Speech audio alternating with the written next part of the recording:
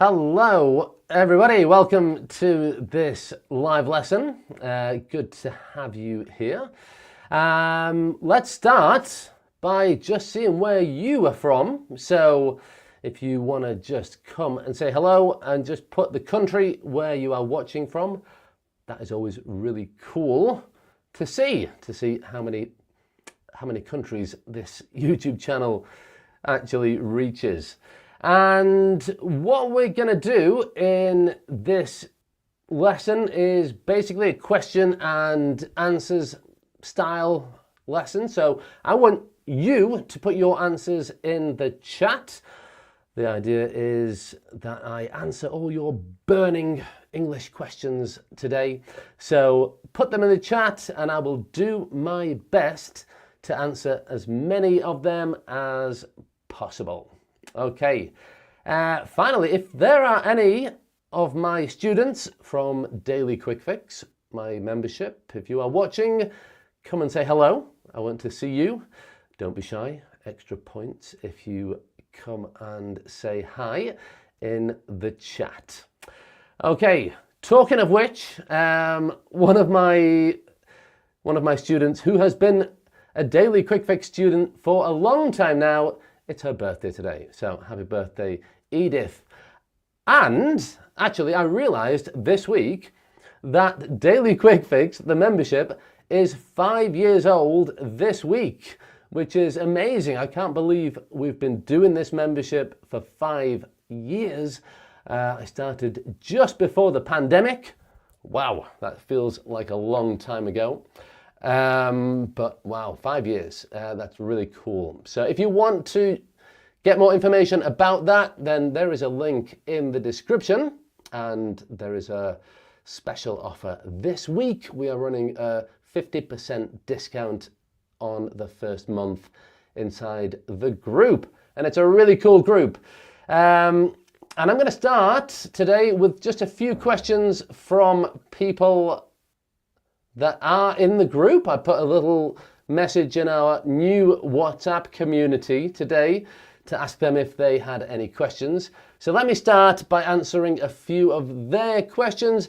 Put your questions in the chat and then I will answer your questions right after that. Okay, first we're going to start with Svetlana. She's from Ukraine. Great to have you, and I think she is watching. She's watching live here today. Good to have you here, Svetlana. She wants to know, what is the most effective way to get fluent? The most effective way to get fluent is to get, it's a stupid answer, but it's the true answer, to get a boyfriend or girlfriend from that country that speaks the language that you want to learn. That's the most effective way. It's not possible for everybody. If you can't do that, then the second most effective way is to spend some time in that country and just speak as much as possible. Immerse yourself in the language. Again, they're not possible for most people. They are without doubt the most effective ways. If you use the opportunity, there is no point spending a year in England and spending all your time with other Ukrainians, other people from your country. Yeah, if that's not possible, then there are many things that you can do to get fluent. And it's all about the regular contact with English, speaking regularly, speaking daily if possible. And you might think it's not possible, but there are ways to do this. You can either speak with a friend. I know people who speak with their husband or wife in English for a few minutes a day. You can speak to the mirror in English. You can speak to friends inside our community on WhatsApp. You can find people that you want to talk to who have a similar availability and call them on WhatsApp. It's free. Spend 5 minutes speaking in English with that person. And that regular contact and regular practice getting English from your brain out of your mouth is the best way to get fluent if you're not in an English speaking country. Okay. Maria Kochitova complained that she's been learning English for 2.5 years, but I still speak like I'm 5 years old. That's fantastic.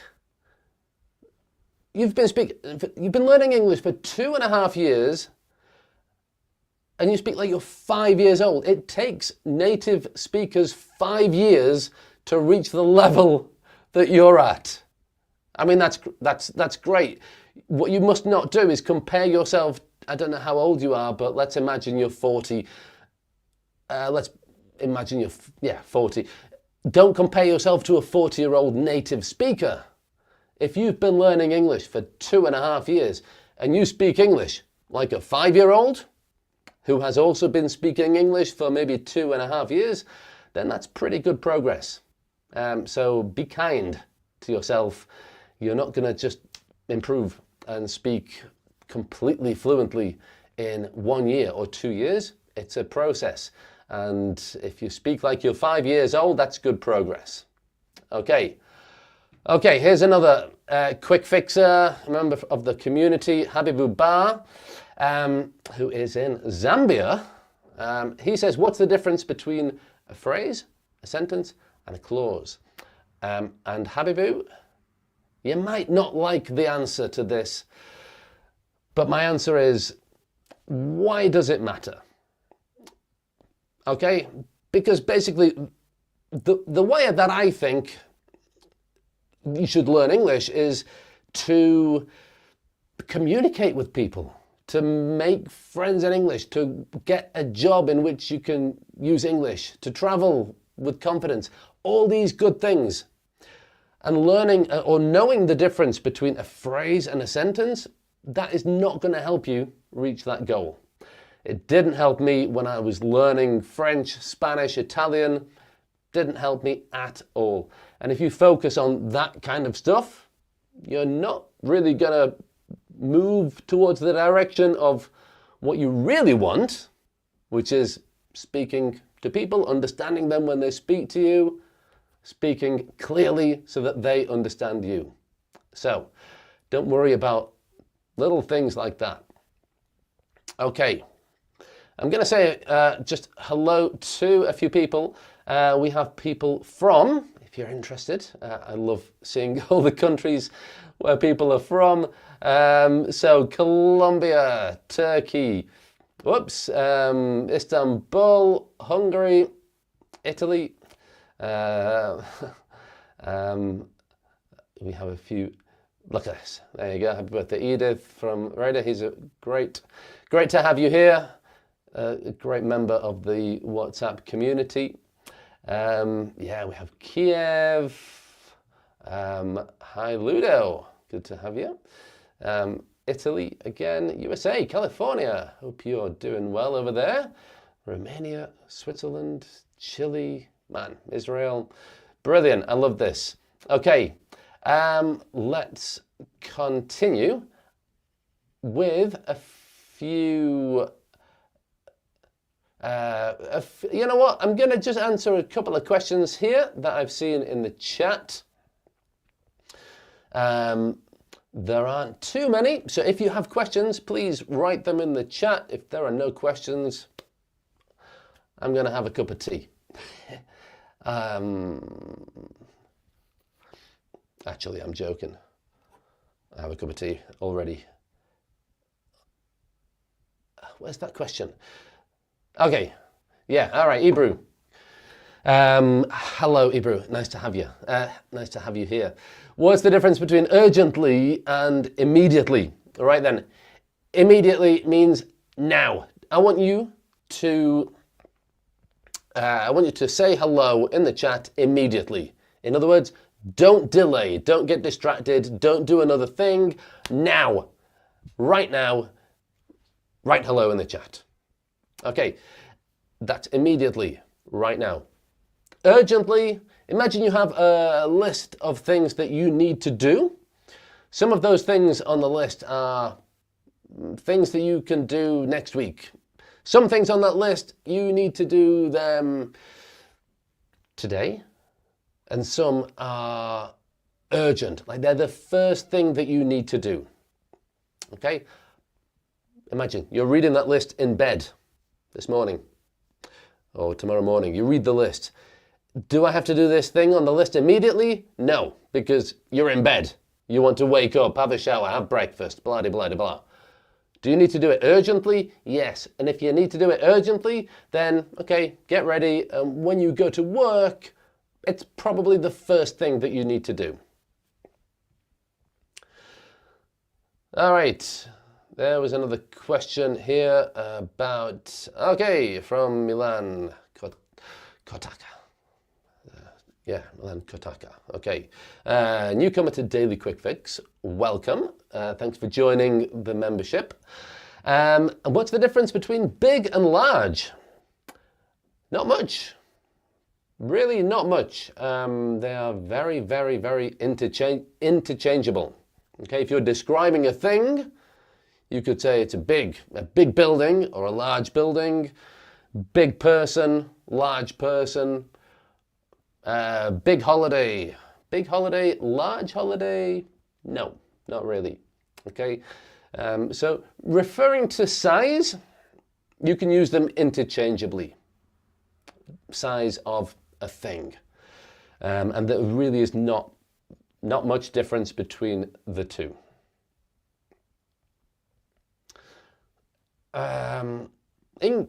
Okay. Angrezi. I don't know. Really, my pronunciation must be terrible of some of your names. But in conditional sentences, when do we use was, were, and had? So I imagine this is things like if I had blah, blah, blah. If I was blah, blah, blah. If I were blah, blah, blah. Okay, let's divide the question into two parts because we have two verbs. If you're talking about the verb to have, then use had.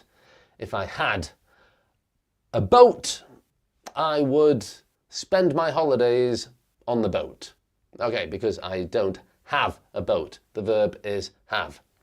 If the verb is be, okay, second part of the question, if the verb is be, like if I, okay, I'm not, I live in Spain, but I'm not Spanish. If I was Spanish, or if I were Spanish, I would, what would I do if I was Spanish?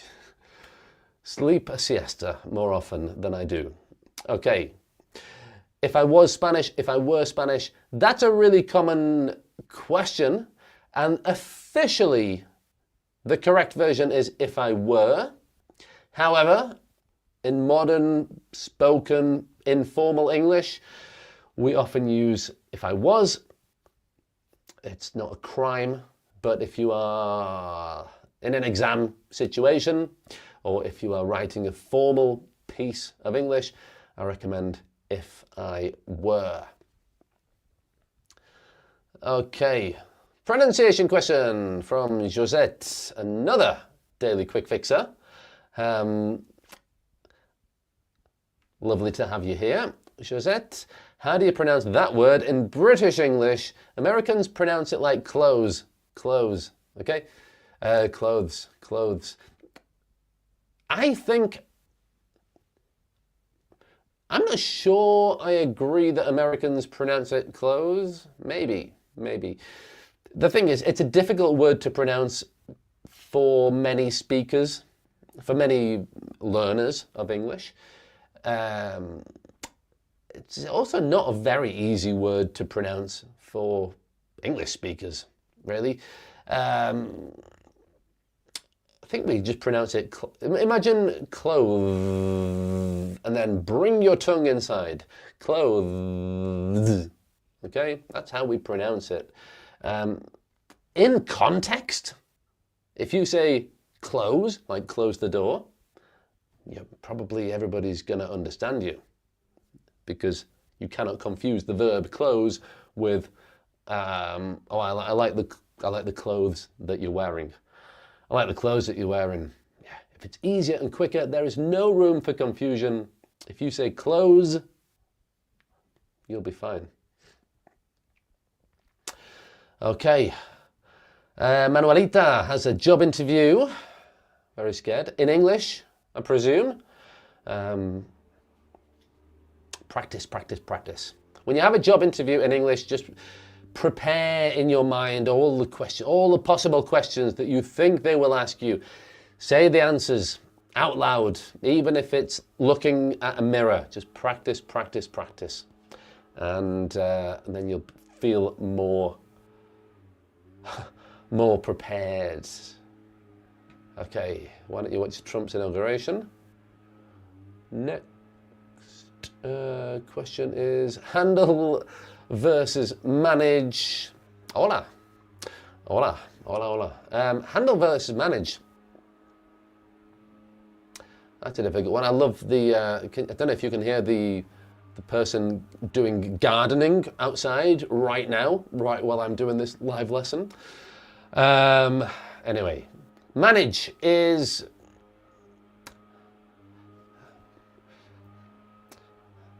okay. If you have a difficult situation, can you handle it? Yeah, can you bear it? Can you like survive that situation? Oh, I've got too much work. I can't handle it. Okay, in other words, I can't deal with all that work. I can't survive with all the work that I have to do.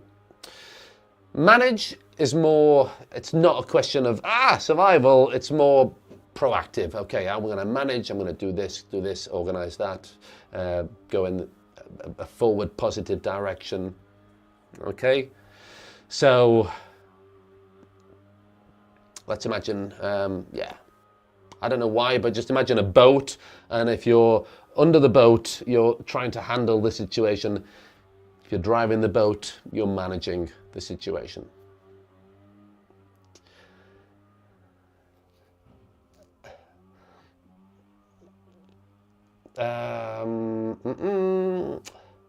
Sonia wrote in the membership just before the live event, and I think it is here, ready for me. And it's, yes, struggling with the past perfect continuous tense. I think that's the one the one you were talking about, Sonia. I think it is. Okay, this is, I don't know, probably the most complicated, complicated. It's easier when you know it, but it's the most complicated tense that we have in English. And it looks like this. I had been studying. Okay, so like that. I had been, and then the verb with ing. That's the past perfect continuous tense. And Sonia says, when do we use this? Well, okay, we use it when we're talking about a past situation, when we're talking or telling a story about the past. And we want to emphasize the fact that one action happened before another action interrupted that action. Let me give you some.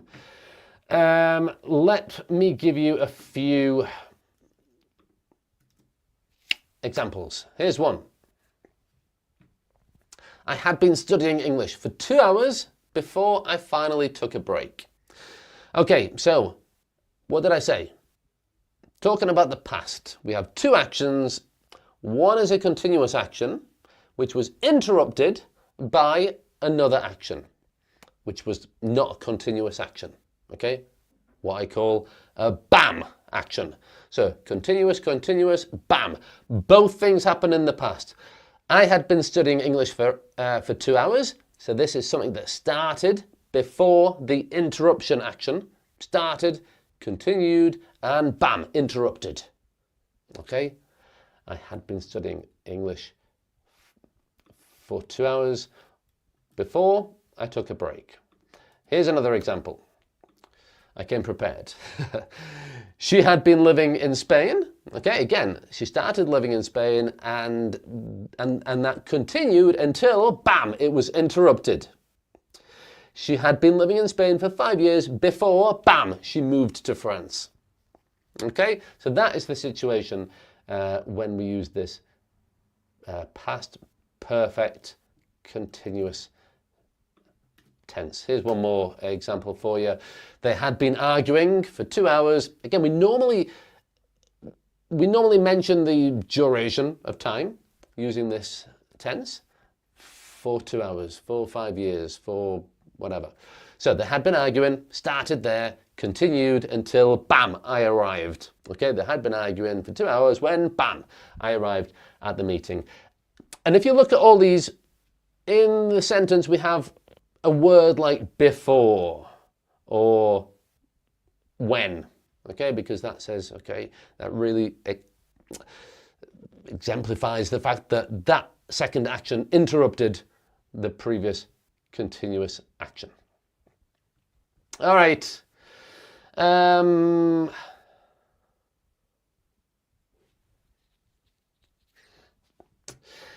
Here's an interesting one.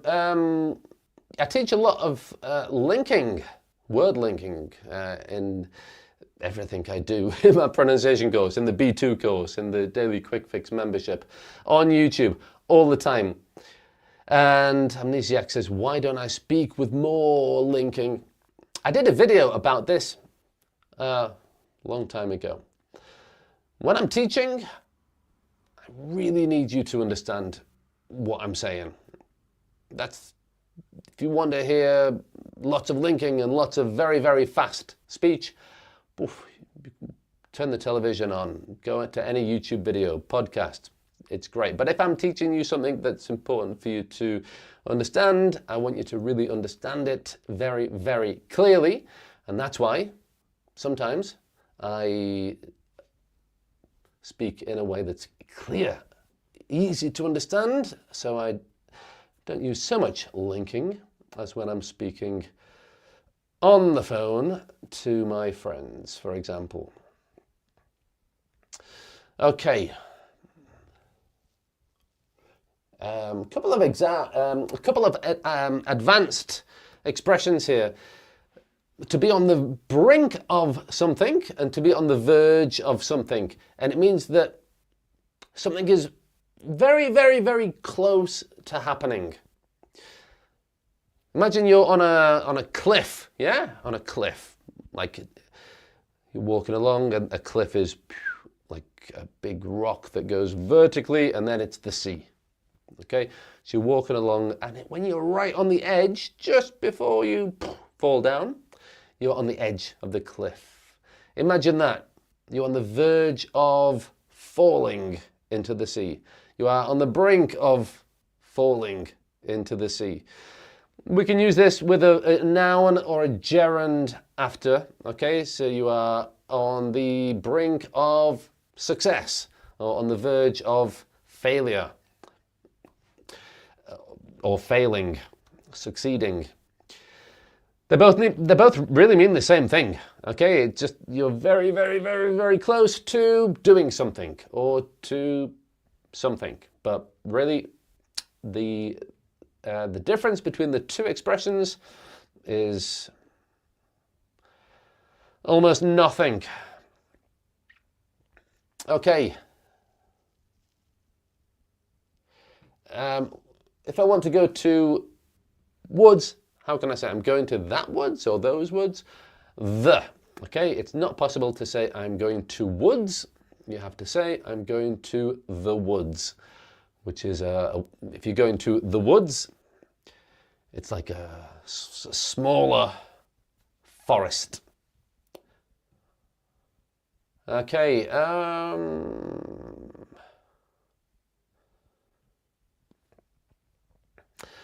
I'm a daily quick fixer. Hello, good to have you. We have lots of quick fixes today. I've been receiving messages every day, perfect. But do I have any other program for learners? I have a course for B2 learners, people who want to reach a B2 level. That is called Brilliant B2. I have a pronunciation course, which is a full, complete course of all English pronunciation. And I have the Daily Quick Fix membership and Next month, I will have a phrasal verbs course as well, which is really cool. If you go to, if you go to the website, then you can find all my current courses. Let me get it for you. I'll put the link here. Okay, there you go. There's the link in the chat. Okay, let me have a look at some more questions.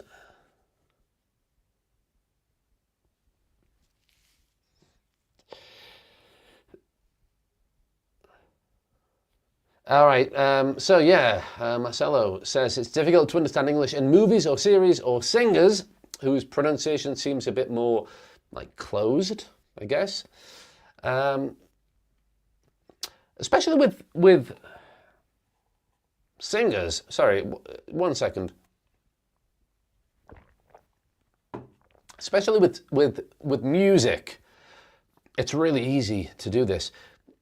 To imitate them, okay? To listen to the song, to get the lyrics, get the words, and really, really imitate their pronunciation as closely as possible.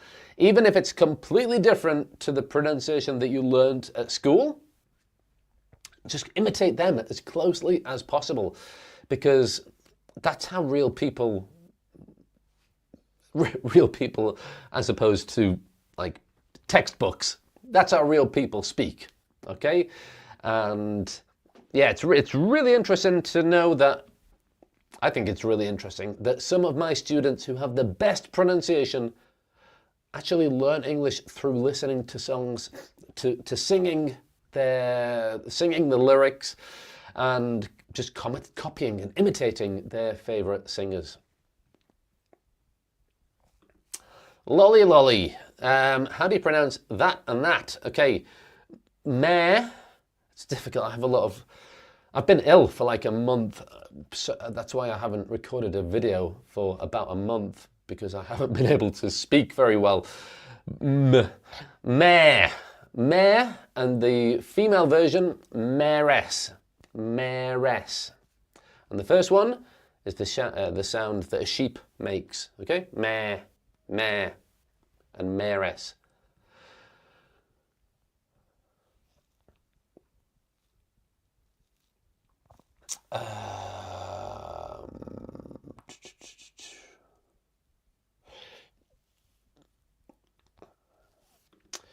Okay, no, I don't do one-to-one classes. I teach with the courses in my website, the B2 course, the pronunciation course, and of course the daily quick fix membership, which, did I mention, you can join this week for 50% off your first month to celebrate 5 years of daily quick fix. Okay. There's a link, by the way, in the description if you want that. That's for students who want to go from like upper intermediate to advanced. And we teach pronunciation, vocabulary, grammar, listening, and we have shadowing where we listen or learn linking, stress, sounds of English, and there's a really cool community on WhatsApp as well where you can practice your written and spoken English. That's really new last week, and it's really, really cool. So much happening in that group. It's such a good sense of community. Okay, let me see some questions here. So I talked earlier about the past perfect continuous with Sonia, and sorry, I can't pronounce that, but I can't read your name there, sorry. But you said it's like the past continuous, but we have to indicate a period? No, not exactly. Because If we look at this option here, they had been arguing for hours when I arrived. In the past continuous, this is they were arguing. They were arguing for hours. Okay, let me spell that properly. There we go. They were arguing for hours. That is the past continuous. This is the past perfect continuous. What's the difference? Not that we specify the time, but that we express the fact that that was something that happened before another action interrupted it. So it's really a question of how many things are we talking about in the past? Just one thing? They were arguing for hours. Okay, great. But if we introduce another action that interrupted that action, we have to say they had been arguing for hours, bam, when I arrived at the meeting. So that's the difference.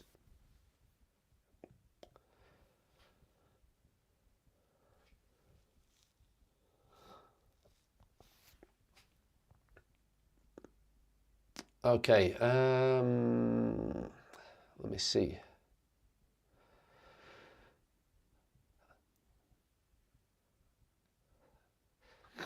Right then, I feel a bit cold, or I feel a little chill.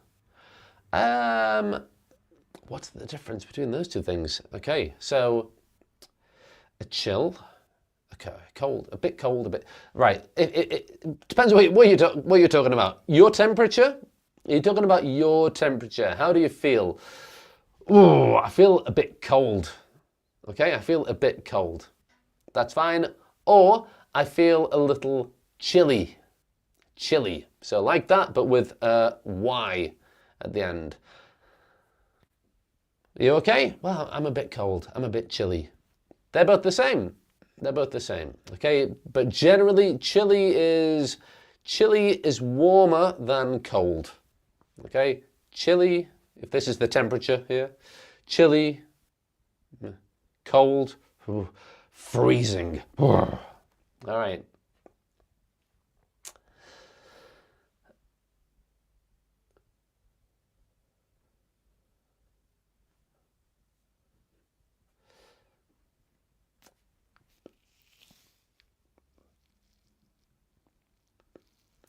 Interesting. Okay, I've learned that we can replace but with however. But sometimes when people use it, I can't understand the meaning of it. Is there any other meaning of however? No, not really, but normally we use it at the beginning of the sentence. Okay, we can use both, but we use one, blah, blah, blah. However, we use the other one, blah, blah, blah. Okay. When we use it at the beginning of a sentence like that to introduce the contrary argument, however is a bit more formal. Okay. And you might see, however, in a different situation in the sentence, like in the middle or at the end. We had a great holiday. The weather, however, was pretty bad. In that situation, we cannot use but. The weather, but, was a bit bad. No, we cannot do that. Okay? And when we do that, we had a great holiday. The weather, however, was terrible. Yeah, we have to use however. It's not particularly formal. And it means the same as we had a great holiday, however, the weather was terrible. It means the same.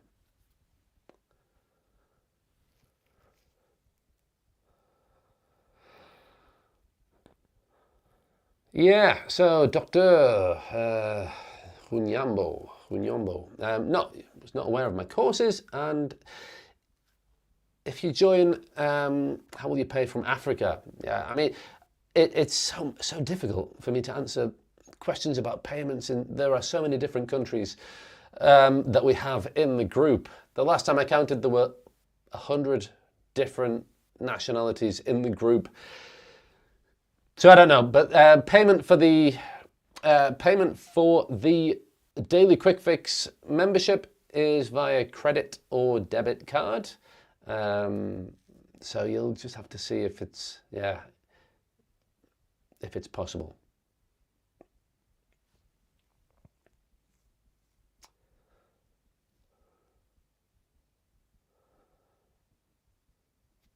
Just a quick question here about the courses here.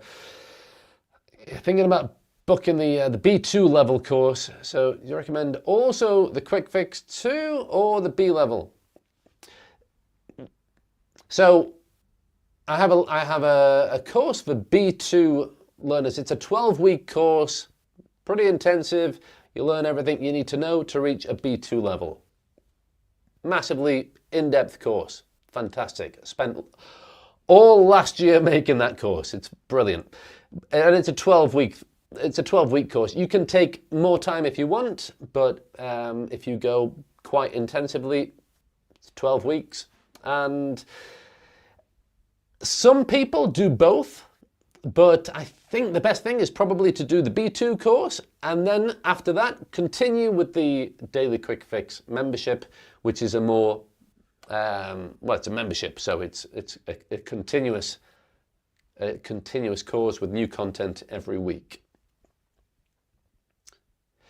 But it's good to, I think, if you're studying, in this case, a C1 course, like the Daily Quick Fix membership, it's sometimes better to consolidate your knowledge of the B2 content before starting the C1 course too. Okay. And both at the same time, probably better to do one and then continue with the next one.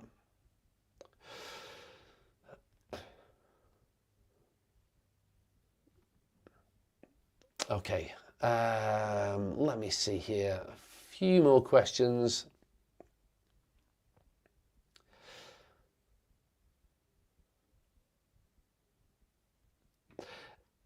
How often am I here on YouTube live? I might be here more often this year doing YouTube live. I normally did it every landmark, like when I reached 100,000 subscribers or 200 or 500 or, special occasion. But I quite like this, I quite like, if it's nice participation, it's nice to answer your questions, have a cup of tea, speak about English. It's cool. So if you like it, I might be here more often. If you don't like it, no problem.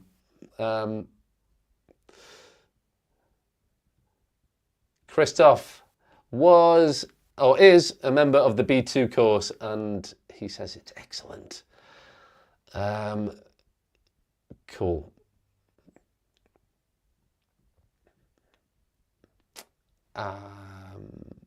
Okay, Sonia's doing that, as I said. And Sixpence says, is the B2 level also live or is it online self-study? It's an online self-study course. Okay, there is an option on every lesson in the course. If you have a question, you can ask a question and either me or one of my teachers will answer you quickly. But there's no live conversation as part of the course, which is why it's the price it is. If there was a live element as well, then things can get very, very, very expensive very quickly. Okay, future perfect continuous. This is a question here. Is there a passive voice for the future perfect continuous? Man, okay. So passive voice is future perfect continuous. So I will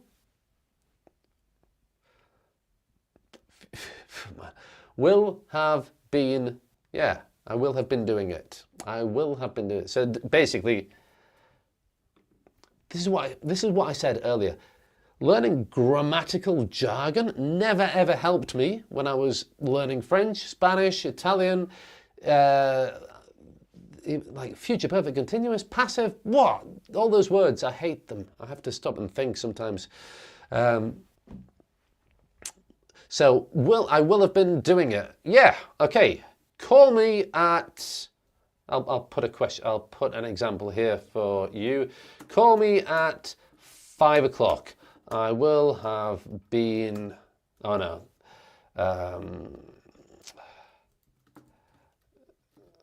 No, okay. Here's the answer to that question. No, it's not possible. No. Passive continuous is a no. Okay, because if you have a passive continuous, it would sound like this.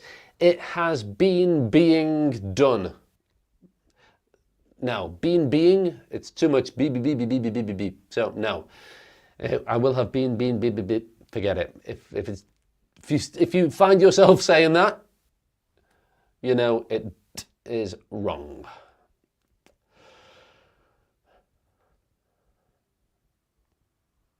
Okay. Hello, Egypt.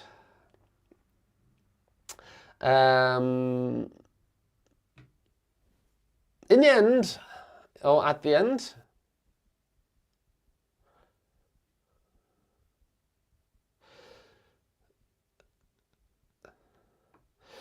okay, sorry, in the end or at the end. Okay, so in the end means finally, and so in a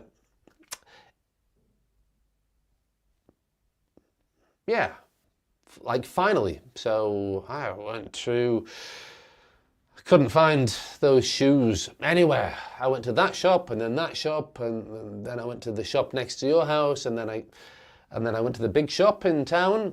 Nobody had those shoes. What did you do? Well, in the end, I bought them online. Okay, finally, the end of the story is, finally, I bought them online. At the end is more a physical position. Okay, so you can find something, you can find the more information at the, well, let's say, at the end of the book. Okay, at the end of the day, that's not a physical position, but if we think of it as times of the day, at the end of the day, I will write to you. Okay, he lives at the end of the street. Okay, house, house, house, house, house, and then the last house at the end of the street, that's where he lives. So it's a position.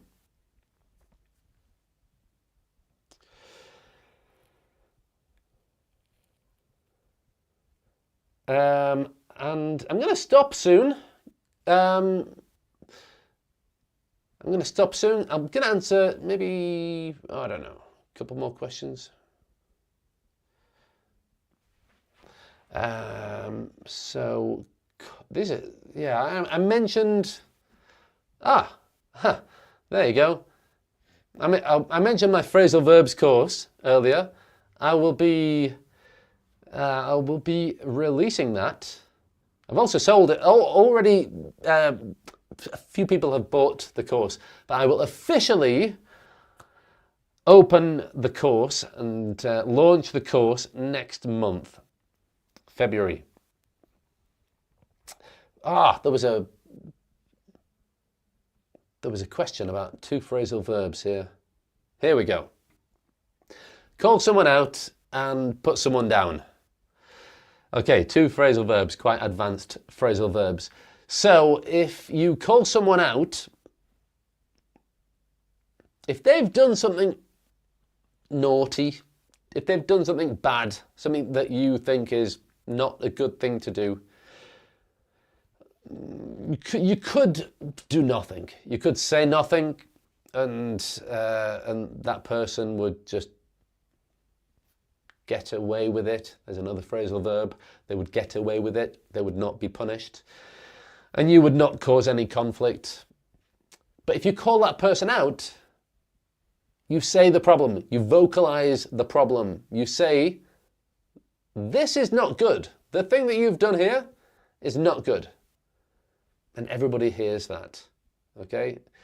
Everybody hears that, so that he really has to face the consequence of everybody knowing that he's done a bad thing. Call him out on the thing that he did. Put someone down is more like an insult. If you insult that person, you put them down.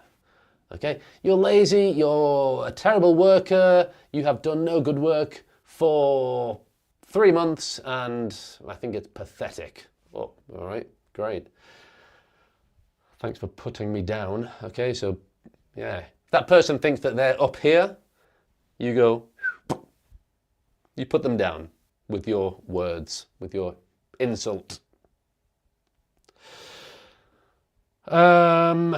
Actually, in my example, it wasn't a great example. I should have said, you're stupid, you're lazy. Yeah, more of an insult. I put them down. And yes, Ashko, oh, will there be a brilliant C1 course? Yes, I've thought about it. I can't confirm yet, but it is something that I have thought about. And if people love the brilliant B2 course, which they do, then I think it is something that I would like to do in the future. Okay, there was one more question I was going to look for here. Where was it? Okay. I don't know. But while I'm looking for it, we have 50% off Daily Quick Fix this week only, okay? I know we've talked about it a lot in the chat, but there's a link in the description, and if you want to join that really cool membership where you learn so much, really, so much pronunciation, fast linking, how to understand native speakers, how to speak clearly, advanced vocabulary. We look at a really, really interesting topic each week as well. And it's a great place just to do a little bit of English every day to make real long-lasting progress with your English. And as I mentioned, some people here who are here today are in that group. We have a WhatsApp community now where people can practice their spoken English with each other and written English. It's really cool to actually use English in a real life situation. And that daily contact with English is so important to make progress. Okay, guys, I can't find the question I was gonna ask. Just a quick question here. Is Quick Fix and Daily Quick Fix the same thing? I have the pronunciation course is called Pronunciation Quick Fix. The daily membership is called Daily Quick Fix. And the brilliant B2 course does not mention Quick Fix. So I hope that answers your question.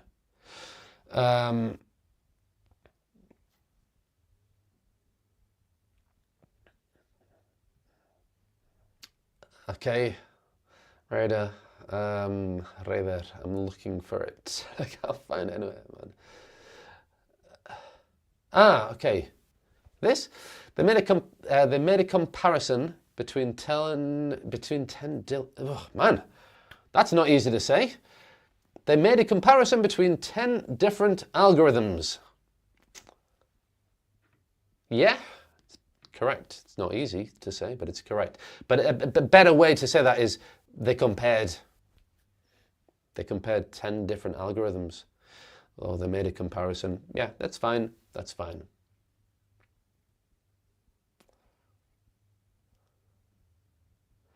Okay, let's finish there, shall we? Just if you want to, yeah. Oh, cool. I didn't read this before I put it, but that's lovely, Sonia. That is so nice to read that. And I really have a lovely place for my quick fix students, for my daily quick fix students, and especially nice to see the ones who participate all the time and ask questions and participate. It's brilliant. So you are very precious to me too. Okay, and just before we go, the difference between close and shut is shut a more emotional version of close? Shut the door. Close the door. Can you shut the door? Can you close the door? Shut it. Close it. You know what? When I read this question, I thought that's a really, really strange question and a really, really strange thing to say. An emotional version of like closing something. But when I said them, I agree. Yeah, shut is quite an emotional version. Shut the door. Shut up. Shut your mouth. Shut the book. Now, close does feel less emotional. Just, yeah, close the door. Gentle. Close the book. Okay. Close your mouth. Like, which you could say, close your mouth when you're eating. Yeah, it's just, what? It's not, I'm not telling you off. I'm just giving you good advice. Close your mouth. So if I say close your mouth, then yeah, it's usually good advice to a child. Close your mouth when you're eating. If I say shut your mouth, it's more emotional. I'm telling you basically, I don't want to hear you anymore. Okay, there we go. It's been great to do this. As I said before, I'll just finish by telling you again, there's a link in the description if you want to join the membership Daily Quick Fix, 50% off this week only, so you can join and get a whole month in the course for just half the normal price. So €12, which is like about, I think, 36 cents of a euro per day for the month. It's great. Come check it out. There's a 30-day money-back guarantee. If you don't like it, no questions asked. At least you tried it. And getting that daily connection with English, doing a little bit of English learning every day is a fantastic way to do all the things you want to do, which is be fluent, speak confidently, talk to people, feel good about your English, and reach an advanced level. All right, I'm finished. I'll see you soon for another live lesson. Bye for now.